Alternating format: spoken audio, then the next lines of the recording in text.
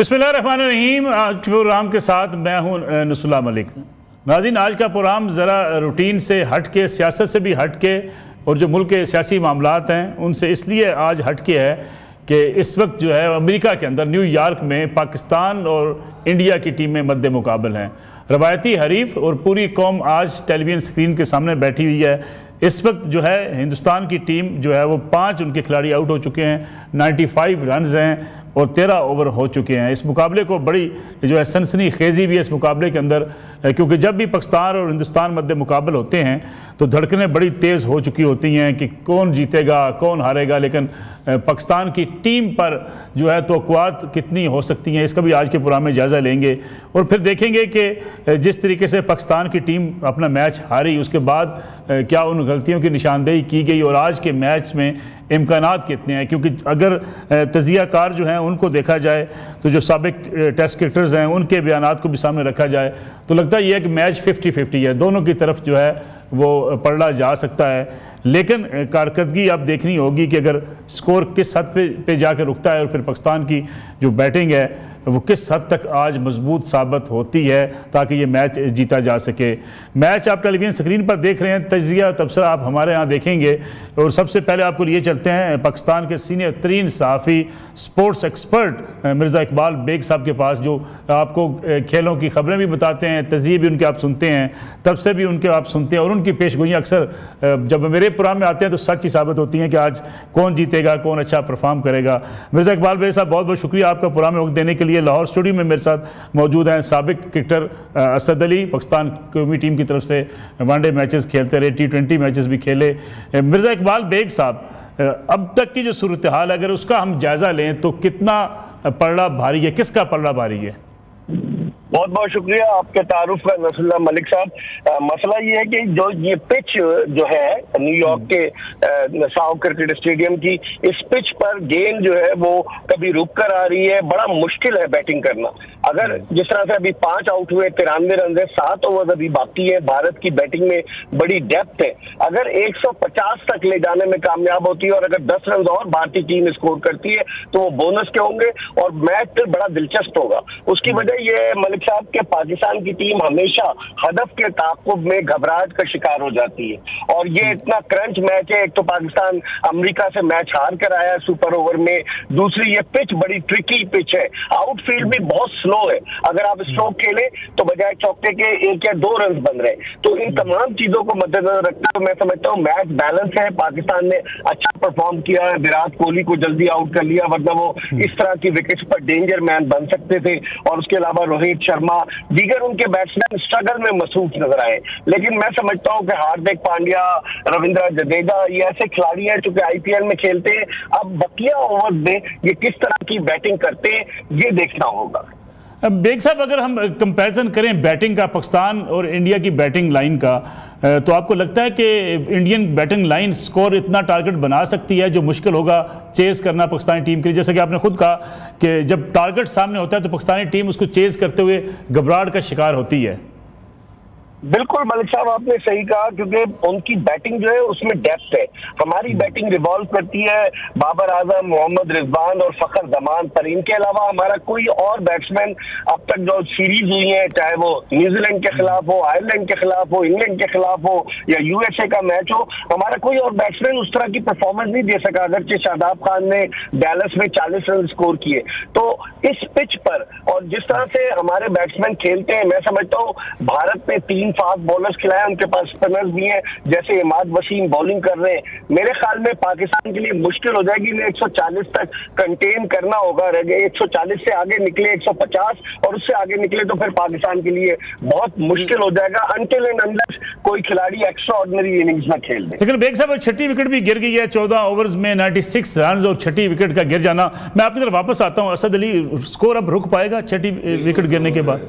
बिल्कुल ज़रूर रुकेगा स्कोर, क्योंकि जो ये ड्रॉप पिच होती है ना, मैं मोस्टली मैं खुद भी वहाँ पे जाके खेलता रहता हूँ, तो यहाँ पे इवन बाउंस नहीं आता बॉल में ना, तो इस वजह से मेरा ख्याल है कि पाकिस्तान ये 130-140 तक रोक लेंगे इसको। अगर पाकिस्तान 130-140 तक रोक लेंगे फिर तो उसको चेज़ करना आसान, बिल्कुल ईजीली चेज़ हो जाएगा।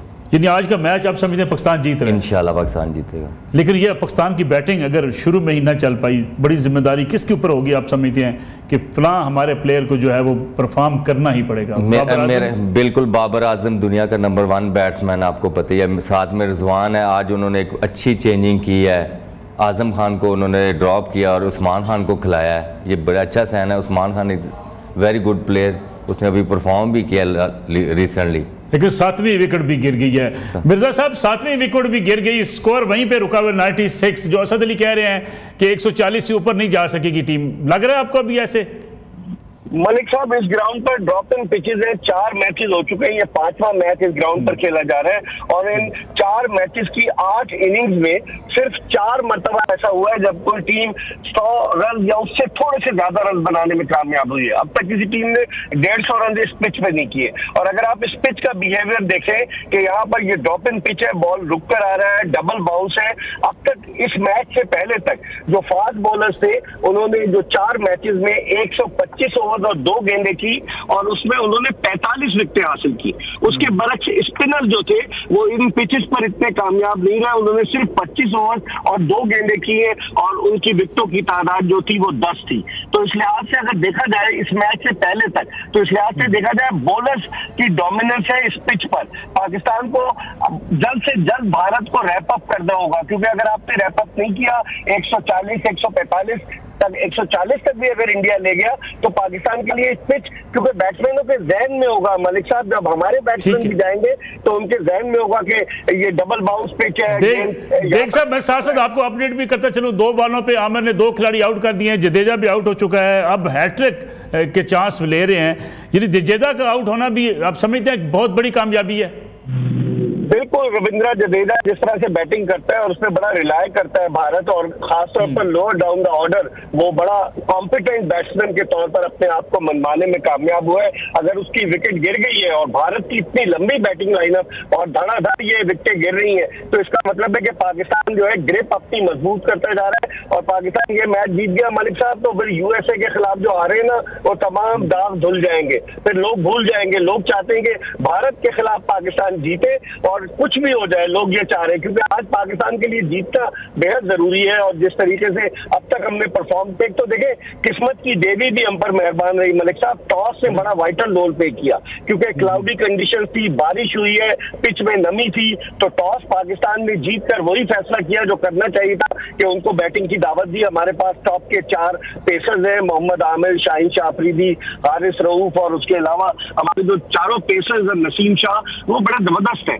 तो मैं समझता हूँ कि अब पाकिस्तान की गिरफ्त में है ये मैच। अब बकिया ओवर्स में पाकिस्तान को चाहिए रैप अप करे, 20 ओवर से पहले इनको ऑल आउट करे, जब ही पाकिस्तान जो है इंशाल्लाह इस मैच को जीत सकता है। ठीक है असद अली, लगता है आपको कि सारे खिलाड़ी आउट हो जाएंगे, क्योंकि मेन विकेट्स तो इंडिया लूज कर चुका है, लेकिन इंडिया की बैटिंग लाइन भारत किसी वक्त भी चल जाती है, ये भी एक खतरा होता है। अभी कोई प्लेयर ऐसा है जो संभाल पाए? नहीं, अभी तो मेरे ख्याल 8 विकेट गिर चुकी हैं, तो मेरा नहीं अंदाजा कि 7 विकेटें गिर चुकी हैं, मेरा नहीं ख्याल कि ये 120 या 125। लेकिन पांड्या तो खड़ा है, पांड्या हार्दिक पांड्या खड़ा, वो अच्छा हिटर है, वो इस तरह की सिचुएशन में पांड्या बहुत अच्छा हिटर है, तो उसका विकेट के गिरना बहुत ज़रूरी है। फिर 120-125 के दरमियान स्कोर रहेगा और इंशाल्लाह ये पाकिस्तान। आमिर की परफॉर्मेंस आते ही 2 खिलाड़ी आउट करना, आप उसको कैसा देखते हैं? Aamir is very good bowler, experience bowler है, काफ़ी अरसे के बाद उसने कम बैक किया है, मोस्ट एक्सपीरियंस बॉलर है, उसको इंडिया के खिलाफ हमेशा आमिर ने परफॉर्म किया है।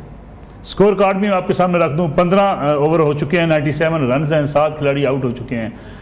अब आपको लगता है कि कहाँ जाके स्कोर रुकेगा? अभी अगर पांड्या आउट होता है तो मेरा ख्याल है 120-130 तक जाएगा। अगर पांड्या आउट हो जाए, अगर पांड्या 5 ओवर खेलता है तो फिर उसका मतलब है ये 140-150 तक चला जाएगा। क्योंकि बेग साहब पांड्या स्टिल खतरनाक है अभी, आप समझते हैं?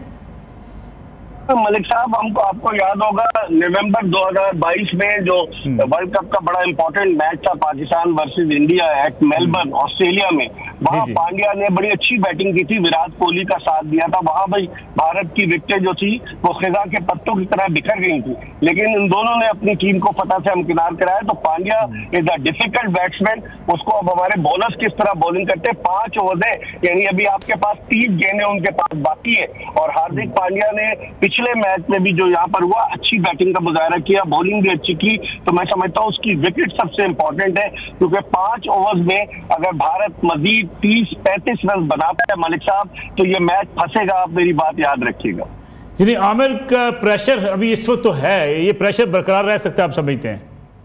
बिल्कुल, आमिर जब एक बॉलर लगातार 2 गेंदों पर 2 विकेटें लेता है तो उसका मोरल जो है वो आसमान को छू जाता है। तो मेरे ख्याल में आमिर के पास तजुर्बा भी है, तो मेरे ख्याल में अगर आमिर जिस तरीके की बॉलिंग कर रहा है, अगर ये हार्दिक पांड्या को आउट कर लेता है तो पाकिस्तान के लिए रास्ते खुल जाएंगे। ठीक है, नसीम शाह ने आज जो है 18 स्कोर दिए हैं, 3 विकेटें ली हैं, अपना चौथा ओवर करवा रहे हैं नसीम शाह को आप कैसे कंपेयर करते हैं? Naseem Shah is very good bowler. देख लें पिछले काफ़ी अरसे से जिस तरह की उसकी गेंद में मूवमेंट है, तकरीबन मेरा ख्याल है कि इस तरह के राइट आर्म फास्ट बॉलर आपका हारिस रूफ भी खेल रहा है साथ में, इस तरह का जैसे उसकी बॉल स्विंग हो रही है, is very dangerous bowler for Naseem Shah. मैं उसको हाई रेट करूँगा, वो पाकिस्तान का नंबर 1 बॉलर है। तो अभी आप समझते हैं कि पांड्या भी बेशक विकेट पर मौजूद रहे, ये हमारे दोनों बॉलर जिस मोराल पे हैं तो स्कोर रोक सकते हैं? बिल्कुल रोक सकते हैं, डेफिनेटली रोक। लेकिन जो बेग साहब बात कह रहे हैं कि जी चेज करना और मुश्किल होगा, 130 भी अगर होता है तो बिल्कुल ऐसे ही है, प्रेशर होता है चेज करते हो, अगर आप कर लिया 2 विकेटें गिरती हैं तो वो ज़रा सा होता है, अंडर प्रेशर बंदा आ जाता है। लेकिन अगर हमारा ऊपर से पावर प्ले अच्छा लगता है फर्स्ट 6 ओवर, अगर हम 40 से 50 रन करते हैं तो हम इंशाल्लाह ये इजीली चेज कर जाएंगे। बाबर आजम पे बड़ी तनकीद थी असद के, जी वो कप्तानी अच्छी नहीं कर पाते। आज की अगर कप्तानी देखी जाए तो कुछ थोड़ा सा उन्होंने अपने आप को बेहतर किया? बिल्कुल बेहतर किया, उसने ज़बरदस्त चेंजिंग लाई है बॉलिंग के अंदर। जैसे उसने पहला ओवर शेन से करवाया, दूसरा नसीम शाह से, तीसरा आपने देखा होगा कि मोहम्मद आंबर ने आके बॉलिंग की है, फिर एक सर्कल में उसने आके स्पिनर का ओवर करवाया है, तो बड़ी अच्छी उसने चेंजिंग की है। तो डेफिनेटली बाबर को मैं सपोर्ट करूंगा, बाबर दुनिया का नंबर 1 बैट्समैन है, तो वो सीख रहा है। मिर्जा साहब, अगर अब देखा जाए तो हमारी जिस बैटिंग का आप कह रहे हैं जी कि चेस करते हुए मुश्किलात होंगी, कितने कम से कम हमें जो है ओपनिंग स्टार्ट होना चाहिए कि यहाँ तक हम अगर रन्स बना गए और विकेट ना गिरी तो फिर हम चेस कर पाएंगे? मलिक साहब, इस तरह की विकेट जो है वो बाबर आजम और रिजवान जैसे बैट्समैनों को सूट करती है, क्योंकि वो बड़े लंबे लंबे हिटें नहीं मारते सिंगल डबल्स पर। अगर ये डॉट बॉल नहीं खेलेंगे सिंगल डबल्स पर, इब्तिदाई ओवर्स जो उनका जसप्रीत बुमराह या अर्शदीप सिंह के वो गुजारने में कामयाब होंगे तो फिर उस सूरत में एक बुनियाद होगी। मेरे ख्याल में ओपनिंग पार्टनरशिप इनकी पावर प्ले के अंदर कोई अगर पाकिस्तान विकेट नहीं लूज करता है तो फिर पाकिस्तान का चांस बनेगा। लेकिन मैं देख रहा था मलिक साहब, इस ग्राउंड पर एक सबसे ज्यादा स्कोर 5वां मैच है, 136-137 है। तो उसको देखते हुए अगर आप देखें लो जो स्कोरिंग मैचेस हो रहे हैं इस वर्ल्ड कप में, खासतौर पर अमेरिका में 8 मैचेस यहाँ होने हैं न्यूयॉर्क के नसाओ क्रिकेट स्टेडियम में, और 4 मैचेस डैलस में है, 4 फ्लोरिडा में। तो इन तमाम चीजों को देखते हुए लो स्कोरिंग मैचेस है, पाकिस्तान को चाहिए जल्द से जल्द रैप अप करे, क्योंकि अगर आप रैप अप नहीं करेंगे, मैंने फिर बोला था कि इतनी गेंदें बाकी है तो फिर मुश्किल हो सकती है। आखिरी ओवर्स में हमें रिलैक्स नहीं होना चाहिए। और जहां तक बाबर आजम की कप्तानी की आपने बात की, बाबर आजम ने पिछले मैच में इतनी अच्छी कप्तानी नहीं की। जब सर पर आफत आती है तो डेफिनेटली फिर आदमी हाथ पांव मारता है, क्योंकि खुदा न खास्ता अगर पाकिस्तान ये मैच हार जाता तो फिर बाबर आजम की कप्तानी भी खतरे में पड़ जाती और पाकिस्तानी टीम सुपर 8 से भी बाहर हो सकती थी। लेकिन अभी मैच खत्म नहीं हुआ है, बाबर आजम ने सीखना जरूर है। 2019 से कप्तान रहे और सिवाय एक सीरीज के जिसमें शाहीन शाह अफरीदी ने कप्तानी की, बाबर आजम ने कप्तानी की है 4 साल से ज्यादा का अरसा, अब तक तो उन्हें सीख लेना चाहिए था। ये मैच उनके कैरियर का टर्निंग पॉइंट साबित होगा, एज अ कैप्टन भी और एज अ बैट्समैन तो खैर पूरी दुनिया में वो अपनी दाग मनवा चुके हैं। यानी आपको लगता है अगर आज का मैच हम जीत गए तो बड़े से दाग धुल जाएंगे, यानी बाबर आजम पे जो तनकीद है वो उनकी तारीफ बदल सकती है? मलिक साहब, हमारे हमारी कौम जज्बाती कौम है। जब हम अमेरिका के खिलाफ हारे, एक नामूज 9 हारे टीम के जिसको सिर्फ इस वजह से वर्ल्ड कप में खिलाया जा रहा था कि वो मेजबान मुल्क है, जब हम उसके खिलाफ हारे तो आप देखें इतना रिसेंटमेंट था, लोग कितने जज्बाती दिल बर्दाश्ता थे, उसमें बहुत सारी हमसे गलतियां हुई। तो अगर इस मैच को हम जीतते हैं, लोग चाहते हैं भारत से जीते, तो फिर शायद लोग उस शिकस्त को भुला देंगे और फिर पाकिस्तान के लिए सुपर 8 के सफर का भी आगाज हो जाएगा। क्योंकि इस ग्रुप में अमेरिका 2 मैच जीतकर 4 पॉइंट्स ले चुका है, भारत 1 मैच खेला है 2 पॉइंट्स है इस ग्रुप में, 2 पॉइंट्स कनाडा की टीम के, आयरलैंड की टीम कोई मैच नहीं जीती, लेकिन पाकिस्तान आज का मैच जीतता है तो फिर उस रेस में शामिल हो जाएगा कि सुपर 8 मरहले के लिए क्वालिफाई करें। बेग साहब, हमें कमर्शियल चलाने हैं, मजबूरी है, बड़ी आपकी अहम गुफ्तगू जारी है। हम कोशिश करेंगे कि कमर्शियल ब्रेक के बाद फिर आपके पास आएँ, क्योंकि आपने जिस तरीके से पूरे मैच का अहाता किया, मेरे ख्याल में नाज़रीन के लिए भी बड़ा अहम है कि इस मैच का नतीजा निकलेगा कैसे। एक ब्रेक लेते हैं, वापस आएंगे कमर्शियल ब्रेक के बाद।